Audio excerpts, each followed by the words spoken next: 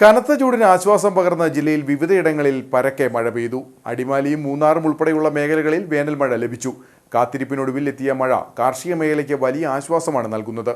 മഴയെ വൈദ്യുതി വകുപ്പും പ്രതീക്ഷയോടെയാണ് നോക്കിക്കാണുന്നത്. ചുട്ടുപൊള്ളുന്ന വേനലിൽ ആശ്വാസം പകർന്ന ജില്ലയിൽ വിവിധയിടങ്ങളിൽ വേനൽ മഴ ലഭിച്ചു. ഇതോടെ ഉയർന്നു നിന്നിരുന്ന അന്തരീക്ഷ താപനിലയിൽ കുറവ് വന്നു. കഴിഞ്ഞ ഏതാനും ദിവസമായി പലയിടത്തും മഴ ലഭിക്കുന്ന സാഹചര്യമാണുള്ളത്. അടിമാലിയും മൂന്നാറും ഉൾപ്പെടെയുള്ള മേഖലകളിൽ വേനൽ മഴ ലഭിച്ചു. ഏറെ ദിവസത്തെ കാത്തിരിപ്പിനൊടുവിൽ പെയ്തിറങ്ങിയ വേനൽ മഴ കാർഷിക മേഖലയ്ക്കാണ് ഏറ്റവും ആശ്വാസമായിട്ടുള്ളത്.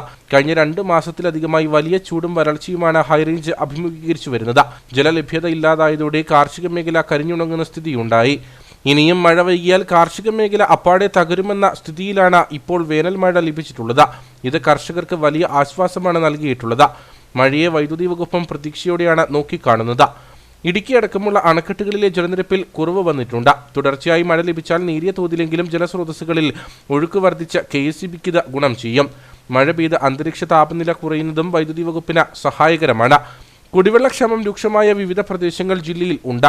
ദൂരെ നിന്ന് വെള്ളം എത്തിക്കുന്നവരും വില കൊടുത്ത് വെള്ളം വാങ്ങുന്നവരുമൊക്കെയുണ്ട്. ഇപ്പോഴത്തെ മഴ ഇവർക്കും പ്രതീക്ഷ നൽകുന്നു. മഴ മുന്നറിയിപ്പ് നിലനിൽക്കുന്ന സാഹചര്യത്തിൽ വരും ദിവസങ്ങളിലും മഴ പെയ്തേക്കുമെന്ന പ്രതീക്ഷയിലാണ് ഹൈറേഞ്ച് നിവാസികൾ.